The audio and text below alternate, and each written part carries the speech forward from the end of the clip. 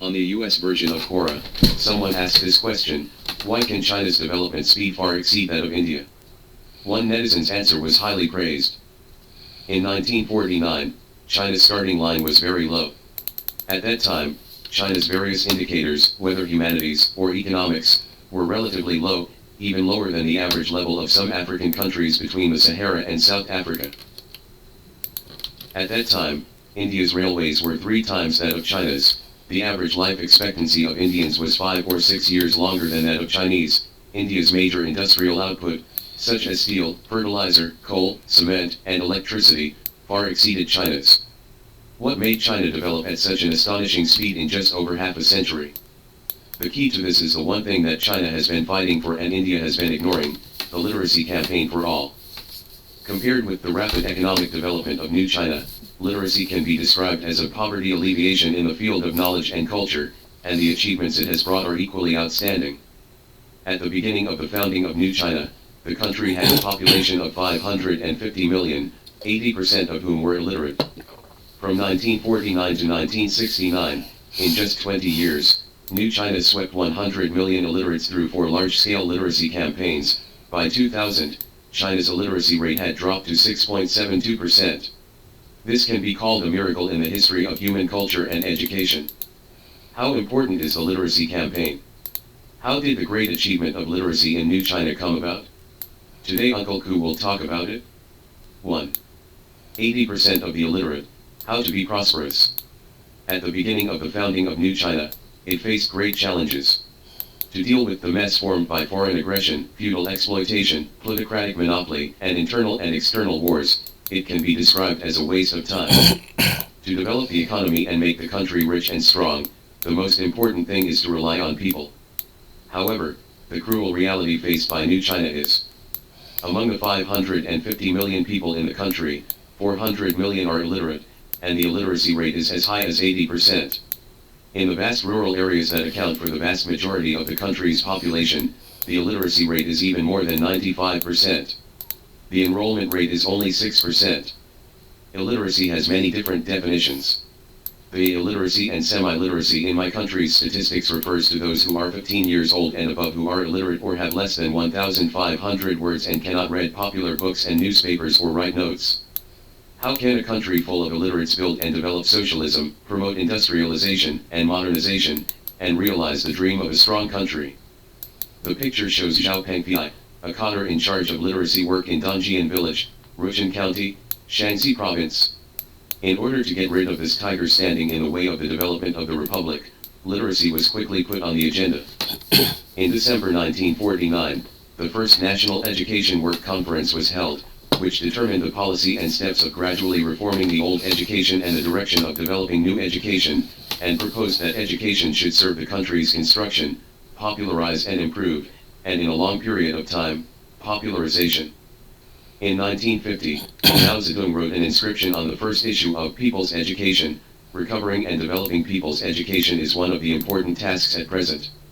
On September 20th of that year, the Ministry of Education and the All China Federation of Trade Unions jointly convened the first National Workers' and Peasants' Education Conference, focusing on literacy work and proposing to develop literacy education and gradually reduce illiteracy.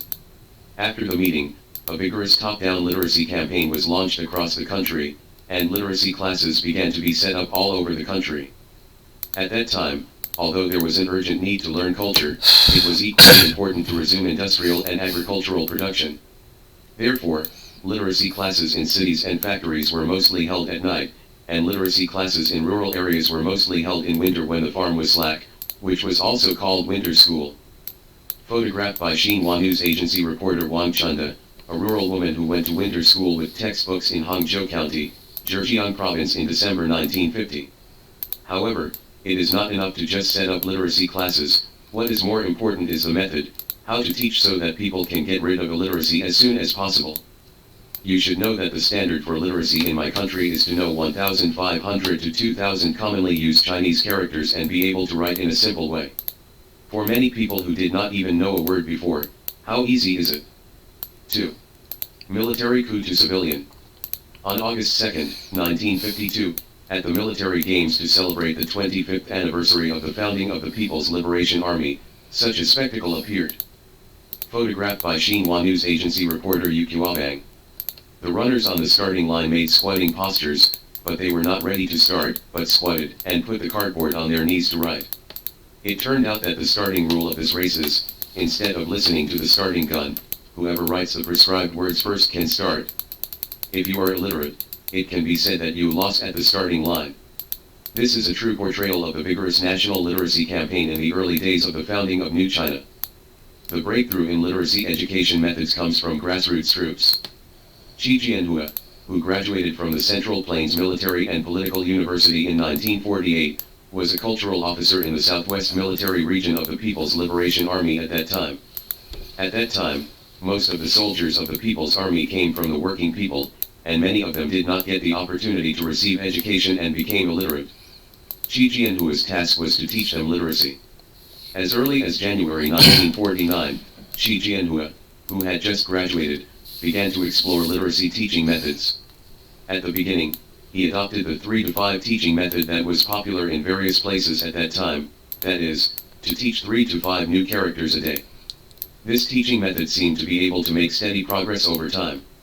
For fighters with a starting point or even a zero starting point, not only are they not interested and unwilling to learn, but they are often bare blind men breaking corn, remembering and forgetting, and the actual learning progress is very slow. Qi Jianhua soon discovered this problem in practice. He thought hard and thought of his own experience in learning culture when he was a child. The phonetic alphabet. Learned more Chinese characters. Inspired by his own experience, Qi Jianhua pioneered a rapid literacy that first taught the soldiers phonetic alphabets, then taught them to master the rules of pinyin, and then concentrated on teaching a large number of commonly used characters and phonetics, leading the soldiers to make a surprise spelling, reading, and writing. Law. Qi Jianhua is a man of action. He quickly put this idea into practice and applied it to actual teaching. This drive, the effect is outstanding. You can learn 100 or 200 Chinese characters a day, and within about 150 hours of teaching time, you can achieve the goal of reading 1,500 to 2,000 Chinese characters that seemed out of reach, and achieve literacy. The picture shows soldiers at the back of the army marching in August 1952 learning to read through the phonetic alphabet on the back of the person in front. Photo by Xinhua News Agency reporter Yu Qiabang. The smell of wine is not afraid of deep alleys. Qi Jianhua's effective accelerated literacy method quickly attracted the attention of the leaders of his army and quickly spread throughout the Southwest Military Region. Many military regions such as the Military Region and the Central South Military Region have experimented and promoted it, and the results are also remarkable. The practice of military use has been a great success. In June 1951, after learning about the situation, the Central Military Commission and the General Political Department informed Qi Jianhua to report to Beijing. In November of that year, Premier Zhou Enlai personally introduced Qi Jianhua to everyone at the Army-wide Propaganda and Cultural Work Conference, and affirmed his achievements in inventing the accelerated literacy method. On November 29, Chongqing's Xinhua Daily published an article titled Overview of the Accelerated Literacy Teaching Process. On April 23 of the following year, the Culture and Education Committee of the Government Administration Council, later the State Council, issued a certificate of merit to Qi Jianhua. 3 days later, the People's Daily published an editorial titled Universal Promotion of the Accelerated Literacy Method, calling for the use of the accelerated literacy method to promote the literacy campaign across the country. Since then, Beihai Film Studio has also made Qi Jianhua's quick literacy method into a teaching film for learning and reference in various places. On May 15, 1952, the Ministry of Education issued the Notice on the Teaching and Experimental Work of Intensive Literacy in Various Places, pointing out, in the whole country, the accelerated literacy method is widely promoted among the workers and peasants. Eliminating illiteracy in a step-by-step manner is an urgent and major task at present. On September 6, the All China Federation of Trade Unions issued instructions on promoting the intensive literacy method among the workers and carrying out the elimination of illiteracy campaign. On November 5, 1952, the 19th meeting of the Central People's Government Committee passed a resolution to establish the Central Work Committee for Eliminating Illiteracy, appointing Chu Tunan as the chairman, Li Chang as the secretary of the party group, and Qi Jianhua, the creator of the accelerated literacy method, as the deputy. The chairman and the other vice-chairman is Lin Handa. The picture shows Qi Jianhua who teaches literacy through the phonetic alphabet. As a result, the accelerated literacy method was gradually extended from military use to civilian use, and for a while there was an upsurge of using the accelerated literacy method to eliminate illiteracy in factories and rural areas across the country.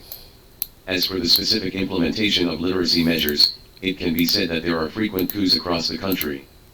The above-mentioned all-army games running competition to compete for literacy is a representative of the unique trick in the climax of this literacy campaign. Not only in the military, there are also various learning methods such as workshop schools in factories, pithead study groups in coal mines, field study groups in rural areas, and women's Kangtu study groups. This literacy campaign, promoted with the help of the phonetic alphabet rapid literacy method, has achieved remarkable results. As of 1953, nearly 1 million illiterate workers and 3.08 million peasants had been eradicated nationwide in just over a year. Moreover, many students who graduated from the literacy class were promoted to spare time schools and gained further education, and transformed from illiteracy to literacy teachers. However, behind the eye-catching achievements, hidden worries are gradually surfacing. The invincible rapid literacy method in the Army, when it is transferred to civilian use, there are actually many problems in compatibility. In the process of practice, these problems began to appear. The most prominent among them is the uneven learning effect of students. Ordinary people, especially farmers in the vast rural areas, have huge age differences in the students. From small children to old men and women, their learning ability is heaven and earth. The young learn quickly, and the old not only learn slowly but also tend to forget. The Lord's force environment is obviously different. At the local level, there is also a lack of literacy teacher resources as rich as the Army. In some places, it was still possible to rely on the centralized supply of materials and logistics to guarantee the supply in some places, and achieve good results, but once it was widely promoted, limited to the social and economic conditions at that time, it was difficult to guarantee the supply of resources, which greatly reduced the effect. Under such circumstances, if students are forced to study in accordance with the prescribed goal of getting rid of blindness, some students are mentally overwhelmed, and in extreme cases even have serious accidents of insanity. Great achievements, obvious problems, what should we do next? 3. Hundreds of millions of illiterates have been swept in more than 10 years. These issues quickly gained the attention of the central government. The decision-makers first adjusted the literacy plan, and the climax of the first literacy campaign in New China was also reduced. However, this does not mean the end of the literacy campaign, but instead builds up energy for a higher level of literacy. The key is to find a suitable teaching method. The so-called come from the masses, go to the masses, the program that can scientifically combine the teaching method with the actual situation in the vast rural areas is derived from the actual experience of the rural areas. Jiajialiago Village, Jinan County, Shandong Province is a small mountain village in the southeast of Shandong Province with only more than 300 households. In the early days of liberation, only 9 people in the village could read and write. During the period of agricultural cooperation, Jiajialiago Village also established an agricultural production cooperative, which implemented a system of distribution by centimeter. But it was the seemingly simple centimeter that stumped the villagers. Since almost the whole village is illiterate, the village arranges centimeters to record workers, and they often fail to write down the names of people, places, and tools. Some make marks, and some simply use their brains to record. It often becomes a muddled account. Because of this bookkeeping problem, the cooperative in the village almost failed. Facing the urgent problem, the Village Youth League branch worked out a countermeasure. They suggested that the young people in the village should be educated to read and write first, and reserve resources for recording workers. The Youth League branch set up work recording classes, divided study groups, and hired high school graduates as teachers. Note, the senior elementary school in senior elementary school graduates generally refers to the 5th and 6th grades, that is, the upper grade elementary schools. The teaching content of the study class is very distinctive, and it is closely combined with cultivating record workers to teach names, place names, farm work, farm tools, livestock, and other related words. This way of learning what you do has made the villagers of Jiajialiago village make rapid progress. After 2.5 months of study, 115 young people in the village who have participated in the study class have become clerks, 92 be able to keep your own work account. The picture shows the 86-year-old Yan Ruxiang. At the age of 20, she was one of the students in the Jiajialiago village work recording class. Source, China Youth Network. The successful experience of Jiajialiago Village was written as the experience of the Youth League branch in Jiajialiago Village, Jinan County, Shandong Province in establishing work recording classes, which was published in the magazine Mutual Aid and Cooperation Newsletter. In September 1955, after reading this article, Mao Zedong was very happy, and immediately made a lot of comments on the article. He believed that at that time, when the enrollment rate of school-age children in our country was low and most adults were illiterate, Jinan County, Shandong the Youth League branch of Jialiago Village has done a creative job, and appreciated the Village Youth League branch's experience in eliminating illiteracy with local senior primary school graduates as teachers and cooperatives as units, pointing out, this experience should be universal, promote and advocate that youth leagues at all levels lead this work, and all party and government agencies should support it. He also thought deeply about the specific implementation plan, and proposed that literacy education should be divided into 2 steps. First, learn the 200 or 300 characters needed for the names of people and places related to work in the cooperative, and then learn more general characters and characters. Vocabulary. The first step in compiling corresponding textbooks is to adapt measures to local conditions and compile them according to the actual conditions of each cooperative and county. It does not require uniformity. Advanced general textbooks are then uniformly compiled by provincial, city, district, educational institutions. The picture shows Mao Zedong's handwriting on the experience of the Youth League branch in Jiajialiago Village, Jinan County, Shandong Province in establishing work recording classes at that time. Source, China Youth Network. The picture shows the native literacy textbook compiled by the Youth League branch of Jiajialiago Village. Source, China Youth Network. As a result, based on the successful experience of the civil society, the climax of the literacy campaign was once again set off across the country.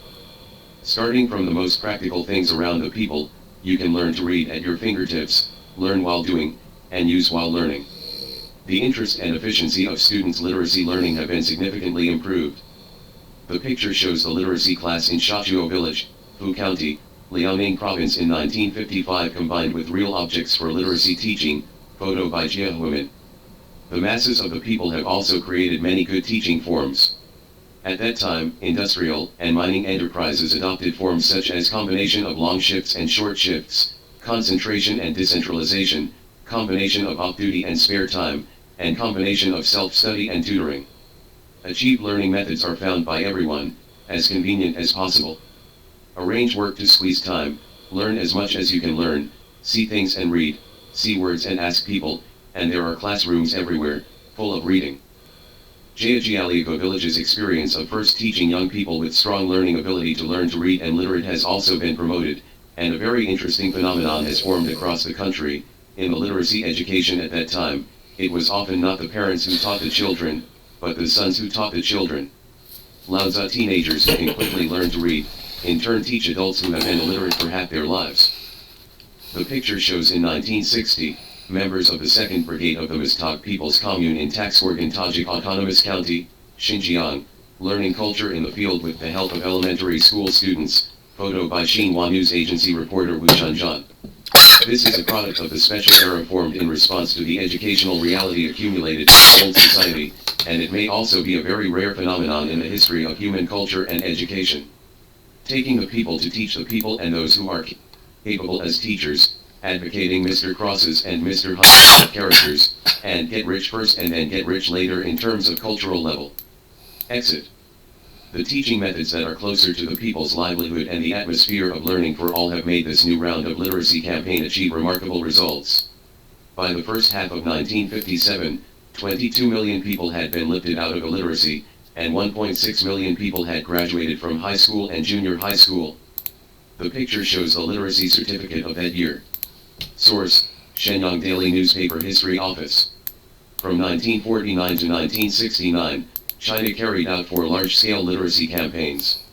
During the campaigns, experience was accumulated, lessons were learned, and more scientific and effective plans were formed. Literacy teaching became more and more mature. Among them, the simplification of Chinese characters and the creation of the Chinese pinyin are indispensable for literacy and cultural popularization.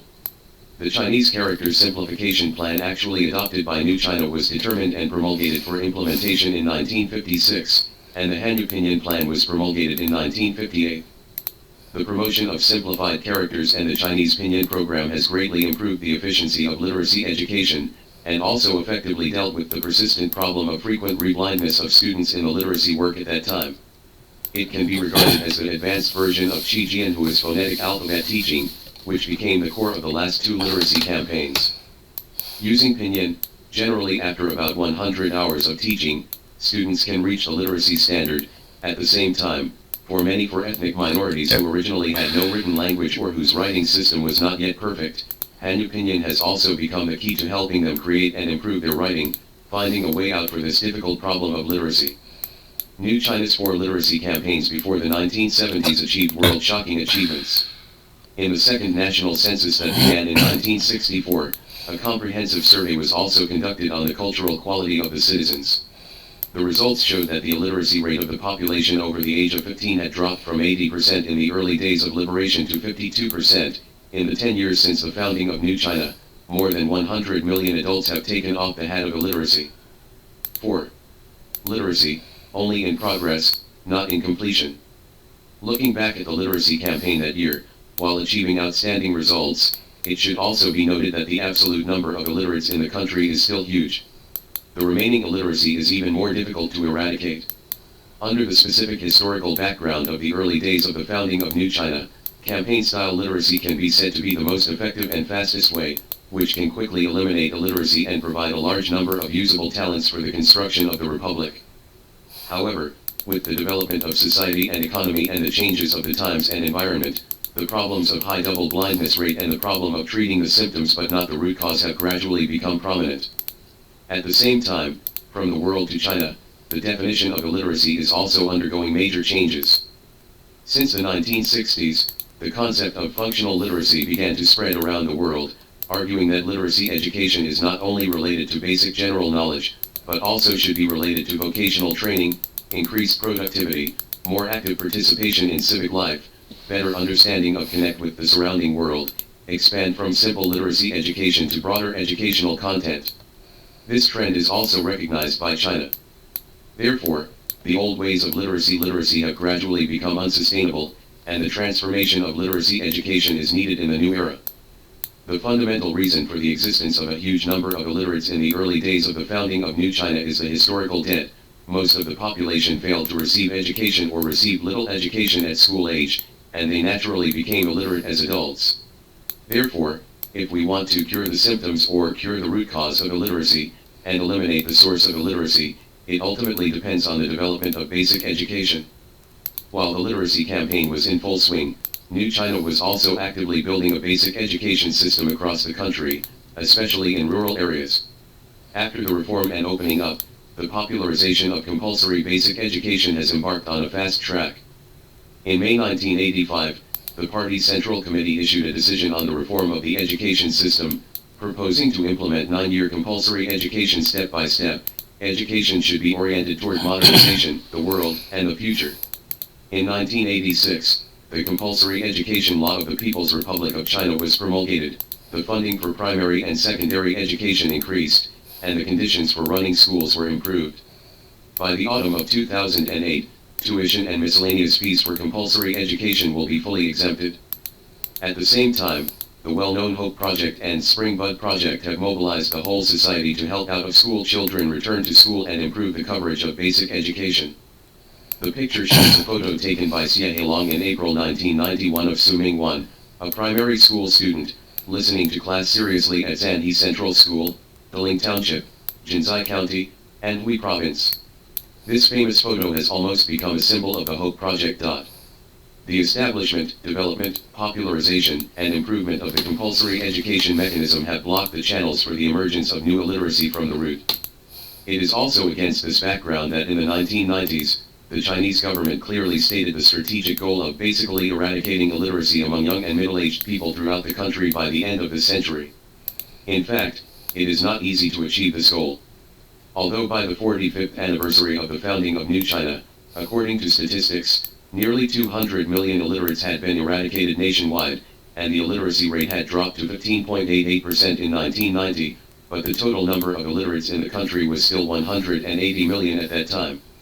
In the same period, 1990, there were 948 million illiterates in the world, which means that 1 out of every 5 illiterates in the world is Chinese. Faced with a daunting task, China did not disappoint.